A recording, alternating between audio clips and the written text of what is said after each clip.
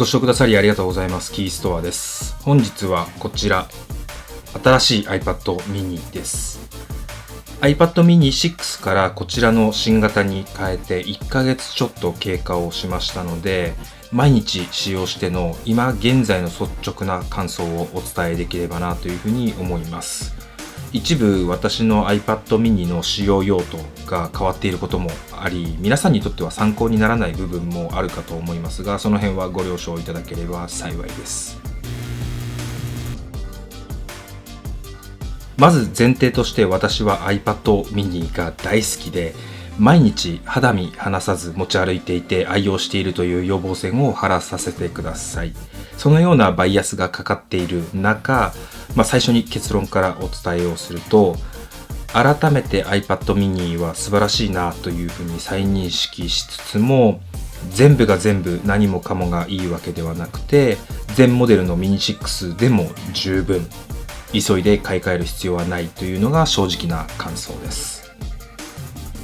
実際に使用していて、次の新型にはもっとこう進化してほしいなと願う部分も多くありますし、この A17 Pro を誰にでも手放しでおすすめできるというものではないと思っています。なので私の使い方や気づいたところなどを主観たっぷりでお伝えをして、少しでも iPad mini への興味につながっていければなというふうに思います。私は普段 iPad mini をネットブラウジング、動画や音楽、読書、ゲームなどのコンテンツ消費ですね。あとはブラックマジックカムのモニター用のコントロールディスプレイ。あとは Mac のサブ機として、左手デバイスとしての活用。あとはデジタル手帳、プランナー、その他メール、テキスト、PDF への書き込みなど、主にビジネス用途での使用ですね。あとは、子どもたち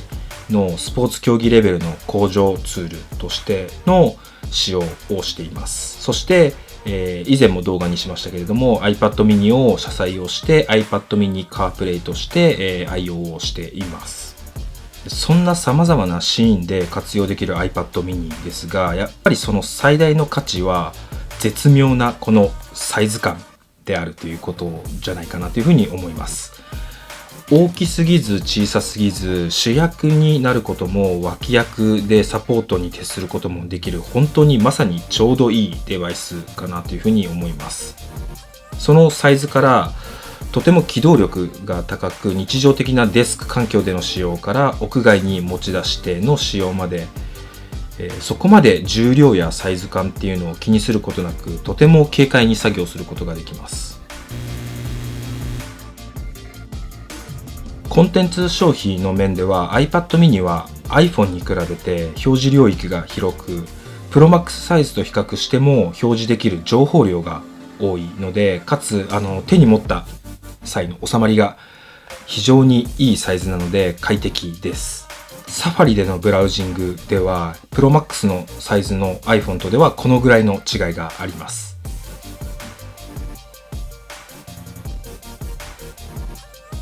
Kindle で漫画を読むとこのような違いになります。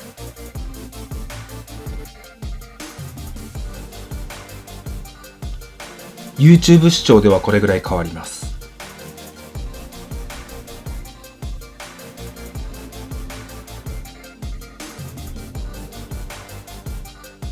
iPhone 15 Pro Pro Max に搭載をされている A17 Pro チップの GPU が6コアなのに対して、この iPad mini A17 Pro は5コアとなっています。ただ iPad mini はハードウェアアクセラレーテッドレートレーシングを搭載をしていて、フレームレートの改善やグラフィックスの品質向上によってよりリアルなゲーム体験ができるようになっています。また容量を多く使用するゲームアプリをこの iPad mini でプレイするのであれば、最大内蔵ストレージが 512GB にアップしたことっていうのは喜べるポイントではないでしょうか。バッテリー性能は高表値ではミニ6と変わっていません。実際に Wi-Fi 接続時に輝度 100%、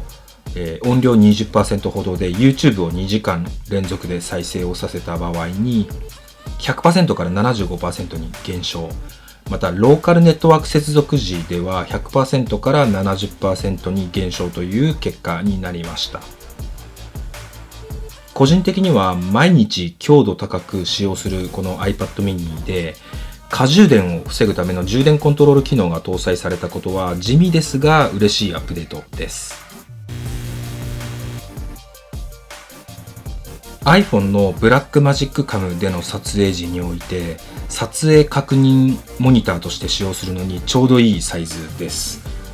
デバイス間の連携もとてもスムーズで、通常のモニタリング機能、コントロール機能だけではなくて iPad mini を別のカメラとして使用しての同時撮影も可能です。Wi-Fi 接続でも接続状況はすごく良く、ほんの少し遅延があるぐらいで慣れれば気にならないレベルかなというふうに感じています。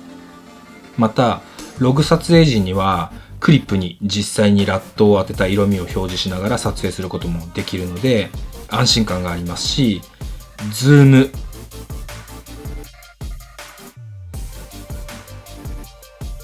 フォーカス、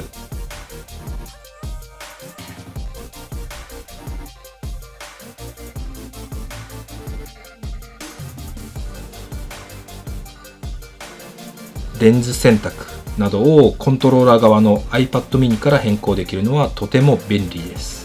バリアングルモニターや背面モニターがあるカメラであれば画角やフォーカスを確認しやすいですが、 iPhone での背面カメラでの撮影はそこがネックになってしまうので、リモートコントロールシステムは iPhone 撮影ではなくてはならない重要なセットアップです。自宅デスク環境では iPad mini を Mac のサブ機として活用しています。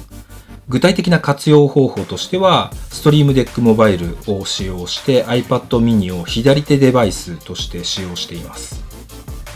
ストリームデックモバイルはアプリケーションやフォルダ、機能やショートカットなどをキーに割り当ててタッチ一つで Mac 上に呼び出せるアプリケーションです。通常の実機形式のストリームデックも様々なデザイン、機能で発売されていますが、私が使用しているのは iPad のアプリケーションで Wi-Fi で Mac と接続をして使用するモバイルシステムです。無料でも6つまでキーを割り当てることができるので、気になっている方はぜひ使ってみてください。ちなみに有料版では最大64個のキー割り当てができるようになるのと、レイアウトなどをカスタマイズすることができるようになります。また、ページ数を最大10ページ、キーにフォルダを作成して階層構造にすることもできるので、相当数の割り当てが可能です。8×5 の1ページに収まるように頻繁に使用するアプリケーションやウェブアプリ、フォルダなどを配置して、階層も1階層までとシンプルな構造にしています。例えばソーシャルメディア用の階層では各ソーシャルメディアへのショートカット、動画作成に必要な編集アプリ、作成準備にあたり必要なファイルを保存する複数のフォルダを一括作成するようなオートメーターシステムのキー、また必要なフォルダへのショートカットキー、撮影ライトに必要なフィリップス、ヒューのライティングを変更するためのシーンの設定キーなどを格納しています。Mac が起動している場合には iPad mini で起動しているストリームデックモバイルもスリープをすることなく常時点灯をしています。Wi-Fi 接続時 100% 起動、スプリットビューなどを使用しない単独使用の状況下で2時間起動させ続けた場合には充電残量は 100% から 70% まで減りました。ですので、長時間サブ機として使用するのであれば充電をしながらの使用が好ましいかなというふうに思います。また屋外で使用する場合にはモバイルバッテリーが必須になるのかなというふうに思います。iPad mini A17 Pro は Apple Pencil Pro の対応となり、従来の Apple Pencil 2は非対応となってしまいました。私を含め従来の iPad mini 6ユーザーは筐体サイズの変更がないにもかかわらず新たにペンシルを購入する必要が出てきてしまっています。これは本当に非常に残念なことです。幸い私は M4 iPad Pro を愛用していて、こちらで購入していたこともあり流用できたので追加購入はしていませんが、どちらも使用できるようになればよかったのになというふうに強く思います。ミニ6から引き続きデジタル手帳プランナーとしてペンシルプランナー、グッドノーツを使用しています。ペンシルプランナーは Apple 純正カレンダー、リマインダー、そして Google カレンダーと同期することができるので、私にとっては非常に使い勝手のいいカレンダーアプリです。それは家族が純正カレンダー、リマインダーを使用していて、日々のスケジュールや買い物リストなどを共有していることもあるので、それら2つが統合されているペンシルプランナーは私にとってはなくてはならないツールとなっています。また、ペンシルプランナーはその名の通り Apple Pencil 対応なので、スクリブル機能でリマインダーに項目を追加することや、日付とリンクをさせてメモを手書きで残すこともできます。ただ残念ながら Apple Pencil 機能は一部未対応なので、その恩恵を 100% 受けることはできず、あくまで簡易的な手書きのみなのはとても残念なところではあります。また月額550円もしくは年額2100円、月額換算にすると175円のサブスクリプションでなければ週間と年間表が使用できないのと、ノートの作成枚数に制限があります。日間と週間、月間、年間の連携機能、あとはメモの日付リンクに強みがあるペンシルプランナーなので、無料版では良さを発揮することができないのかなというふうには思います。グッドノーツは皆さんご存知の通り最強の iPad アプリの一つですが、私はグッドノーツで英語の勉強からプランニングですね、あとはアイディア出しなどに活用をしています。著しく記憶力が悪い私は外出先でも思ったことや感じたこと、必要なものだとかそういったものを何から何まで手書きを含めてメモを頻繁に取るのですが、そのメモはすべて iPad mini 上で写真を撮り、画像として GoodNotes に貼り付けをしています。また、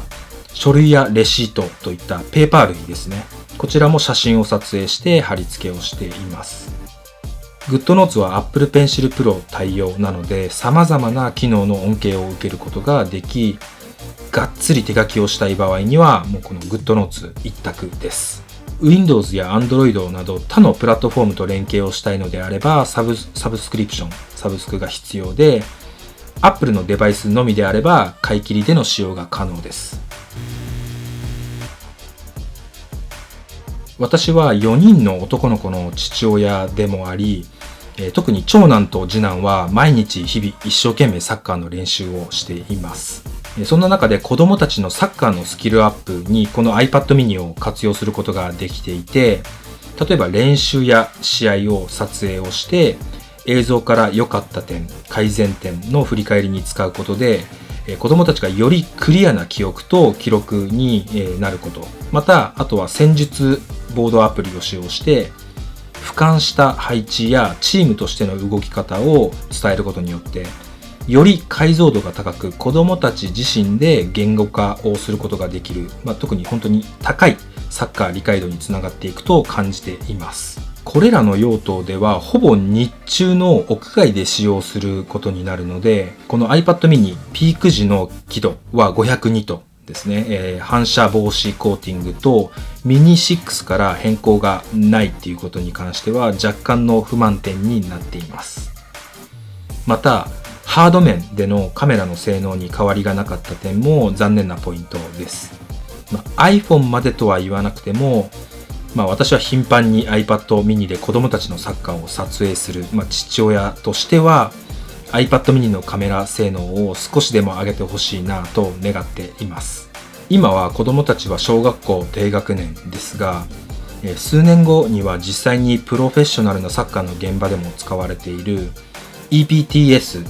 と呼ばれているエレクトロニックパフォーマンス&トラッキングシステムと呼ばれる運動中の走行距離や心拍数、スプリント回数、これはダッシュの回数ですね、それらスタッツと呼ばれている一部をトラッキングできるアプリをこの iPad mini に導入をして、サッカーは、コンタクトがすごく多い激しいスポーツなので怪我の予防やサッカーのパフォーマンスの向上に使用してあげたいなというふうにも考えています。いかがでしたでしょうか。1ヶ月ちょっと使用をして、やっぱり iPad mini はちょうどいいデバイスだなというふうに痛感をしました。一方で、やっぱりもうちょっと進化してほしいと願うこともあるので、3年後か4年後かにあるであろう新型に期待をしながら、この iPad mini A70 Pro を使い倒していきたいと思っています。それではまた。